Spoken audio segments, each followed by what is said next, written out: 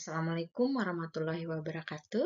Di kesempatan kali ini, misalkan membahas tentang context and text in functional grammar. And then functional grammar in the curriculum, you can see here, there is a picture. This is a visual representation of the functional model of language, or also called the functional grammar. There are text and language. Jadi bahasa itu tidak bisa dipisahkan dari teks dan juga spoken. Nah, di functional grammar-nya adalah fokusnya adalah ke teks. Nah, di dalam bahasa ada yang namanya context of situation atau juga disebut register, and context of culture yang juga disebut genre. Nah, nanti kita akan membahas ini satu per satu. Nah, functional grammar melihat bahasa itu adalah dari fungsi, bukan hanya sekedar struktur. Kita udah bahas itu kemarin ya di introduction to functional grammar. Nah, kalau kita lihat di gambar ini yang lebih luas lagi ya, tadi secara garis besarnya dia ada bahasa, kemudian ini ada tenor, field, yang masuk ke mode, yang masuk ke dalam context of situation, kemudian juga ada genre yang disebut juga context of culture.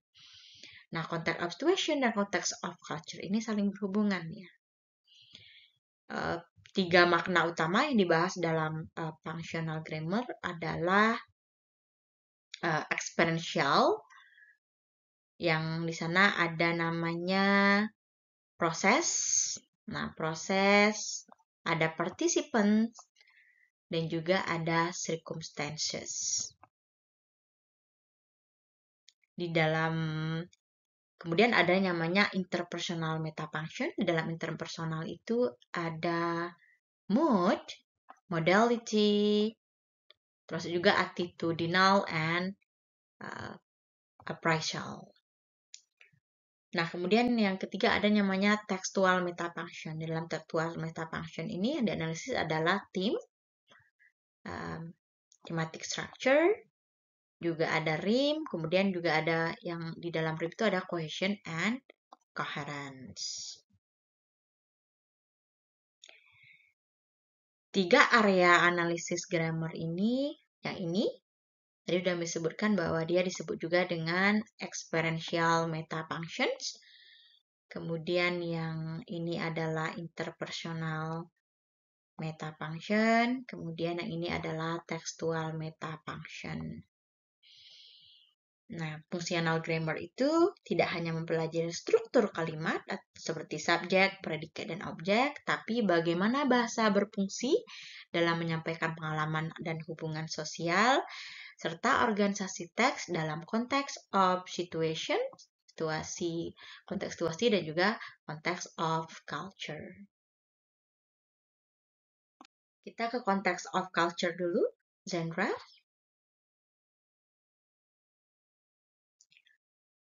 Over time, each culture develops certain accepted ways of using language to achieve particular purposes. The accepted ways are known as genres. Genre is the way we do things around here. Nah, ini kata kuncinya. Jadi genre itu merupakan cara khas suatu budaya menggunakan bahasa. Atau juga dikenal dengan the way we do things around here. Ini di sosiolinguistik kita udah juga belajar nih ya. Ada contohnya adalah laporan ilmiah, surat pribadi, iklan, puisi. Itu termasuk dari genre ya. Atau juga bisa juga type of the text, narrative, report, dan sebagainya. Nah, setiap budaya ini, budaya yang ada itu akan mengembangkan cara khas menggunakan bahasa yang juga disebut genre. Genre membantu kita mengenali tujuan komunikasi dalam suatu budaya. Misalnya genre berita berbeda dengan genre puisi. Nah, genre naratif berbeda dengan genre deskriptif. Kemudian juga Kita akan membahas tentang introduction to context of situation atau juga disebut dengan register. Kalau tadi context of culture namanya genre, kemudian context of situation disebut juga dengan register. We will be considering the more specific context of situations. A situation is made up 3 phases: pill, tenor, and then mode. These 3 variables shape the kind of language used in any given context. Nah, register ini variasi bahasa yang sesuai dengan situasi. Register itu ada 3. Yang pertama ada pill, tenor, dan juga mode. Pill itu apa? Pill itu adalah apa yang sedang dibicarakan atau topik atau kegiatan yang dibicarakan oleh si pembicara. Sedangkan kalau tenor ini, siapa yang berbicara? Dengan siapa? Speaker dan audiens, kemudian hubungan sosialnya seperti apa. Dan kalau mode, itu merupakan medium of communications. Medium communication itu kan bisa juga dia lisan atau tulisan, langsung atau tidak langsung. Jika dua teks punya pill, tenor, dan mode yang mirip, maka bahasa yang digunakan juga mirip itu. Itulah register. Contohnya misalnya surat ke teman, artikel ilmiah, pillnya sama misalnya. Ketika kita membahas tentang sepak bola, pillnya sama. Topik yang dibicarakan sama, tapi kalau misalnya itu surat ke teman, mungkin bahasanya lebih casual. Kalau misalnya artikel ilmiah, dia lebih akademis bahasa yang digunakan. Itu dia register. Context of situation always occurs within the context of culture. Jadi context of situation yang tadi adalah genre, akan juga di dalamnya akan terjadi juga context of culture yang register tadi. Nah, kalau kita lihat ini ada 3 teks. Pertama ada letter, kemudian ada conversation, kemudian newspaper article. Sama-sama membahas field-nya sama, yaitu tentang World Cup final. Finals of the Soccer World Cup. Yang kedua juga sama, field-nya sama. Nah, tapi pada surat tenornya masih sama, friend to friend. Misalnya menulis surat kepada teman, conversation juga sama, dua orang yang berbicara mengenai World Cup final. Tapi kalau newspaper itu tenornya udah beda itu. Dia spesialis to general audience. Kepada audience yang lebih general. Kemudian kalau mode-nya apa? Kalau letter, dia masih written to be read, yang ditulis kemudian dibacakan. Kalau di conversation, mode-nya udah beda. Interaktif telepon conversations, bisa juga mungkin melalui video call, gitu ya. Kalau newspaper, sama mode-nya dengan letter written to be read, karena dia bentuknya adalah written atau text. Nah, perbedaan hubungan tujuan dan mode ini membuat pilihan bahasanya juga jadi berbeda. Kalau misalnya di letter, bahasanya lebih resmi ya, mungkin lebih informal. Kalau ini formal, kalau yang conversation mungkin lebih casual bahasanya. Nah, itu yang bagaimana register dan genre itu selalu berhubungan di dalam teks, baik itu spoken text maupun written text. Kita akan membahas pill, mode, and tenor secara lebih terperinci lagi. Jadi kan udah katakan bahwa pill, mode, and tenor itu adalah bagian dari context of situation atau genres. Pill is concerned with the goings on in the context. It is commonly referred to as the topic or what is being told about in the language. Jadi pill itu adalah topik yang dibicarakan. Nah, topik yang dibicarakan ini ada pill continuumnya. Ada 3 perbedaannya.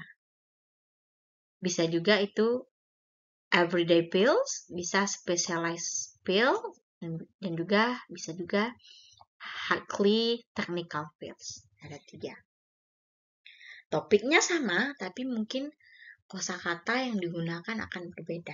Kalau dalam everyday, misalnya di dalam satu family, orang tua akan menyebutkan kata standar seperti mother, father, baby, love. Tapi kalau udah specialize-nya,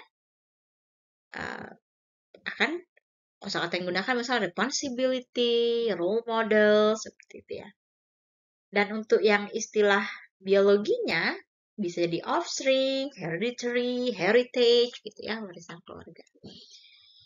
Udah tinggi, tergantung siapa yang berbicara. Kemudian di sini juga ada contohnya yang everyday, specialized, dan highly technical. Kalau yang everyday ini kita mungkin gunakan sehari-hari.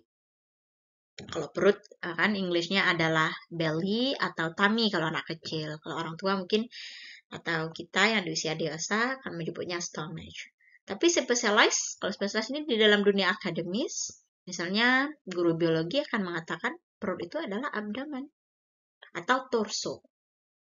Nah, highly technical ini, nah seorang dokter yang di dunia medikal, topiknya masih sama tadi tentang perut, nah tapi mereka akan menyebutkan sebuah diagnosis terhadap penyakit yang atau juga nama ilmiah dari perut itu adalah gastrointestinal tract duodenum. Nah, di dalam kedokteran disebut seperti itu. Nah, kita mungkin yang terbiasa menggunakan everyday vocabulary tidak paham nih dengan highly technical. Ini karena udah ada orang-orang yang khusus mempelajari ini. Itu dia yang pill continuum. Jadi pill itu topik itu ada apa yang dibicarakan. Nah, ketika speakernya berbeda, pemilihan bahasanya atau dictionnya juga akan berbeda. Dan bagian dari register yang kedua adalah tenor. Tenor is the relationship between the writer and the reader. Nah, kalau tenor ini adalah bagaimana hubungan interpersonal antara pembaca dan juga penulis. Nah, bisa juga antara yang berbicara dengan yang lawan bicara. Nah, di dalam tenor itu dilihat dari statusnya. Ada equal and equal. Equal and equal misalnya dari bawahan. Maksudnya adalah dari atasan ke bawahan. Itu unequal. Itu kan bahasanya beda itu kalau misalnya kalau atasan atau bos mereka kan mereka akan lebih berkuasa ya, punya language power. Sedangkan bawahannya tidak punya language power. Nah, hubungan yang seperti ini itu disebut tenor. Kemudian juga ada frekuensinya, kontaknya. Frekuensi ini dan ada yang occasional seperti itu. Sering tidak orang berdua ini antara si speaker dan lawan bicaranya apakah akrab, apakah tidak, begitu. Kontaknya. Kalau kita mungkin bertemu orang asing, ya kita nggak terlalu akrab ya, mungkin hubungan kita mungkin occasional. Nah, kalau misalnya kita dengan berbicara dengan teman, mungkin hubungan interpersonalnya adalah frequent. Kita sering bertemu. Gitu. Kemudian juga ada yang di dalam tenor ada namanya high, kemudian low. Affective involvement.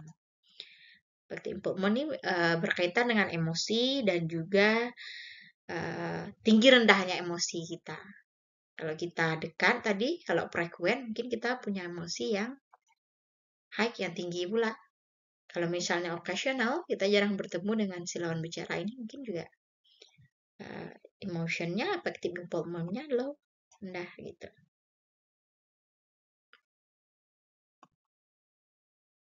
Nah, ini ada tenor continuumnya juga contohnya. Equal status, status yang sama, atau great difference in status. Kalau misalnya dosen sama dosen, mungkin dia equal status. Kalau great difference in status, misalnya dosen sama mahasiswa, misalnya juga tidak terlalu jauh ya jaraknya. Tapi mungkin mahasiswa di bawah dosen seperti itu. Kemudian juga kalau yang kontak tadi ada juga dia yang namanya familiar atau very distance.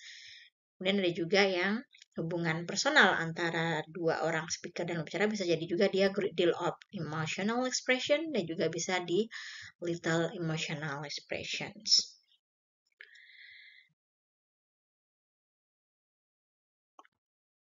Nah, contoh analisis tenor ini di dalam teks itu biasanya peneliti atau guru dapat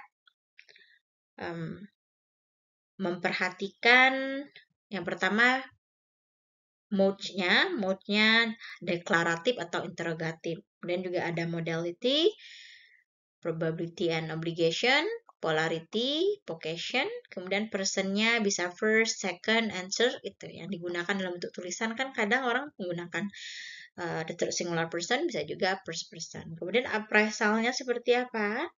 Bisa jadi dia attitude, engagement, dan appreciation. Nah, contoh yang misalnya bahasa yang digunakan bos ke karyawan berbeda dengan bahasa yang digunakan teman ke teman. Itu efek tenor itu. Nanti kita akan lebih pahamnya, nanti akan ada contoh bagaimana menganalisa teks supaya kita lebih bisa memahami tentang feel, tenor, dan mode ini. And then we come to the third part of register, that is mode. Mode as the final variables related to the medium of communication.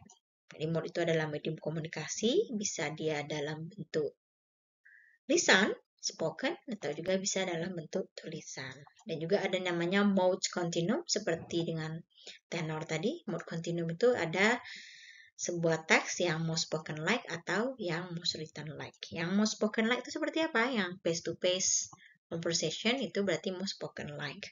Walaupun dia ditranskripsikan ke dalam written like, dia tetap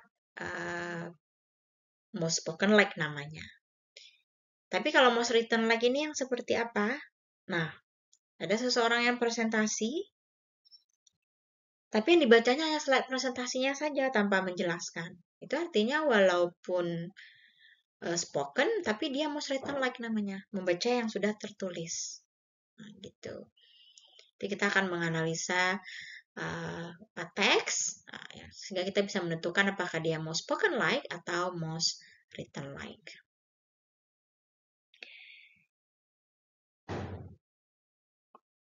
Nah, kemudian baru kita masuk ke context in text. How is context in text? Context, what is it? Kita sering mendengar kata konteks ini ya, sesuai konteksnya gitu. Bicaralah sesuai konteksnya. Sebenarnya konteks itu apa sih?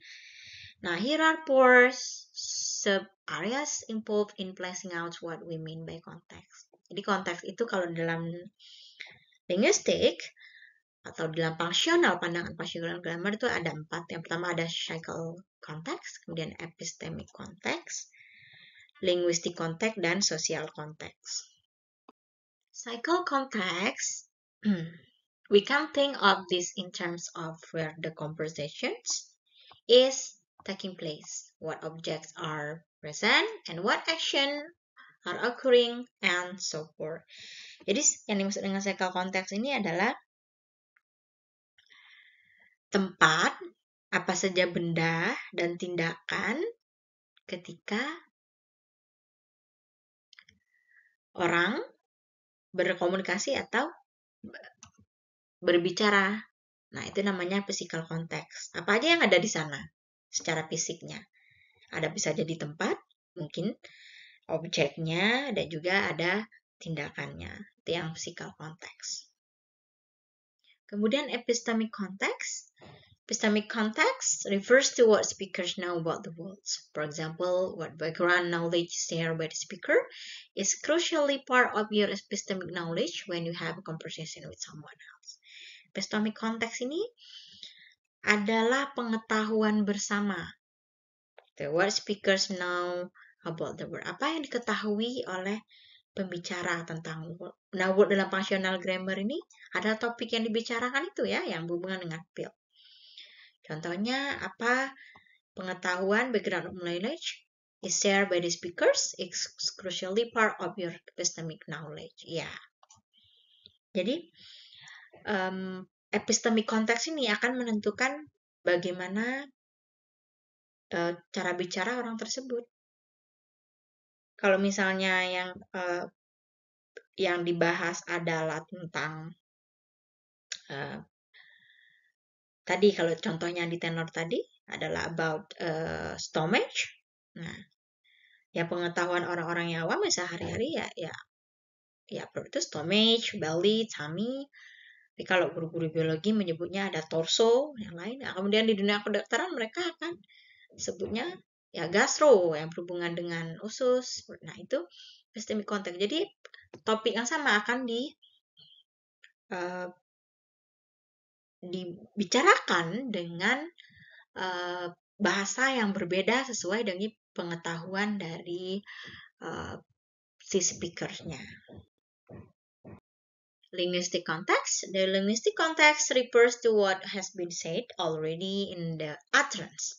For example, in the beginning discussion by referring to Jane Smith and the next referred to her as being a top-notch athlete, the linguistic context lets me know that a descendant of her, the person her refers to as Jane Smith. Iya, kalau linguistic context kan artinya dia lari ke kebahasaannya. Ketika bahasa itu diucapkan, utterance. Misalnya diskusinya tentang Jane Smith. Jane Smith ini adalah seorang atlet dan dia seorang wanita. Kemudian dalam percakapan itu yang si speaker akan mengatakan her, berarti her ini atau she nanti kata gantinya merujuk kepada Jane Smith. Ini linguistic context. Bagaimana mungkin grammar, tata bahasa ada di sana. Nah, kemudian ke social context yang terakhir ya. Jenis konteks yang terakhir, social context refers to the social relationship among speakers and then hearers. Nah, social context itu adalah hubungan sosial, penutur, dan juga si lawan bicaranya atau pendengarnya. Contohnya sini kita bisa lihat ada contoh, think about the discussion of the library scenes in language. Flies. Two people come into a library and they are talking really loud.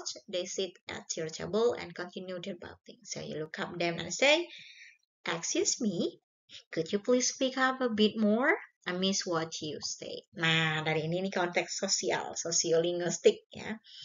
Nah, ini adalah contoh pragmatifnya. Bagaimana di perpustakaan, could you speak? Nah, could you speak ini, nah, ini satir, ini sindiran ini.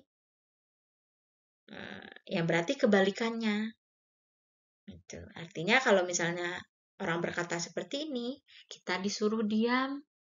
Karena itu sosial konteksnya adalah berada di library. Ya, itu dia social context in functional grammar. Nah, kemudian berbicara tentang konteks, ada namanya Delheim Speaking Mnemonic. Jadi HIMSS ini adalah Foundation of Sociolinguistic and Ethnographic Approach. Ini judul bukunya ya, judul bukunya HIMSS. Dia merupakan ahli bahasa juga yang ada menulis buku di bidang sosiolinguistik. Nah, Delheim ini termasuk yang teorinya banyak juga digunakan di dalam linguistik. Dia merupakan profesor antropologi di PhD-nya di Indiana University. Nah, dia memberikan teori speaking. Nah, apa itu speaking? Menurut HIMSS ini, dari menganalisa konteks yang 4 tadi, yang epistemi, kemudian ada sosial, ada linguistik, ada juga cycle, analisanya dengan speaking. Nah, apa teori of speaking yang dari HIMSS tadi? Context of speaking. Nah, S itu stand for setting and scene. Nah, setting and scene ini di mana tempatnya interaksi atau percakapan terjadi. Bisa jadi kalau misalnya perkuliahan, tentu di gedung perkuliahan. Nah, itu S-nya stand for setting and scene. Kemudian P-nya stand for participant. Nah, siapa di sana orang yang berbicara dan siapa yang mendengarkan? Kalau tadi dalam halnya ada perkuliahan, tentu yang berbicara adalah lecturer. Kemudian yang partisipannya adalah group of students. Kemudian E stand for ends. Ends ini adalah purpose of goals of communication. Untuk apa sih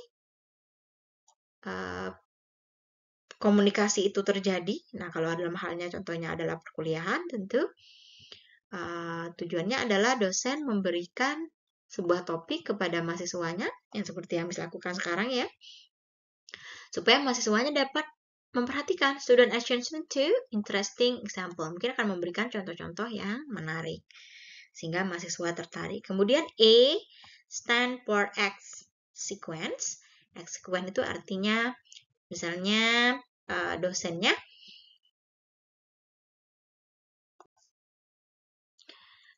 akan memberikan respon terhadap kalau misalnya ada siswa yang bertanya. Nah, itu act of sequence, form and order of the event. Kemudian key, the K stand for K, tone, manner. Nah, cara komunikasinya seperti apa? The lecturer may be talking in a very authoritative way. Dosen mungkin akan berbicara dengan menggunakan cara yang authoritative, karena language power-nya yang dipegang di dalam kelas itu adalah dosen. Jadi dia in authoritative way. Kemudian I stand for instrumentalities. Instrumentalities itu termasuk juga di sana ada bentuk dan juga style of speech, gaya biasa bicaranya seperti apa. Tentu kalau dalam halnya adalah perkuliahan, dosen akan menggunakan formal register, menggunakan grammatically correct structure and formal vocabulary. Kemudian norms. Apa social rule-nya? Social rule-nya kalau dalam kelas, the student did not interrupt the lecture. Mahasiswa tidak boleh itu menyela pembicaraan dosen. Nah, kecuali kalau sudah diberikan waktu untuk bertanya atau memberikan respon. Itu norms-nya. Kemudian terakhir ada G. G ya. G stand for genres. Nah, genre ini yang berhubungan dengan konteks of culture tadi. Nah, speaking ini, teori dari Himes ini tentang speaking akan membantu menganalisis peristiwa komunikasi secara lengkap dalam functional grammar. Nah, makanya disebut juga dengan konteks of speaking. Gunakan untuk menganalisis konteks yang 4 tadi sebelumnya ada epistemic, cycle, linguistic, dan juga sosial. Nah, kalau tadi ada konteks, sekarang ada namanya context. Nah, menurut Halliday, konteks itu adalah the constrained words in discourse. Kata atau kalimat sebelumnya dalam teks yang membantu memahami makna. Text it create its own context. Teks akan membuat konteksnya tersendiri biasanya. Semakin banyak konteks, semakin mudah memahami maksud. Nah, coba kita lihat apa yang dimasukkan konteks menurut Halliday ini. Nah, ada sebuah teks di sini, coba kalau kita baca. Man and woman sitting in the living room. The woman sitting reading quiet heavily.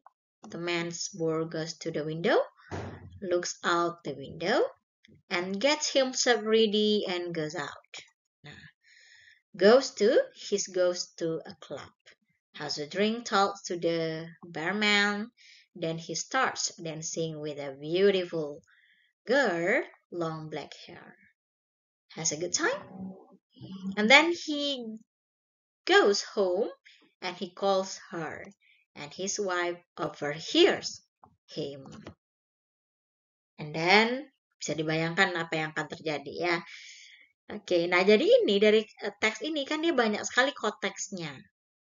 Ada man and the woman sitting, the man's bored,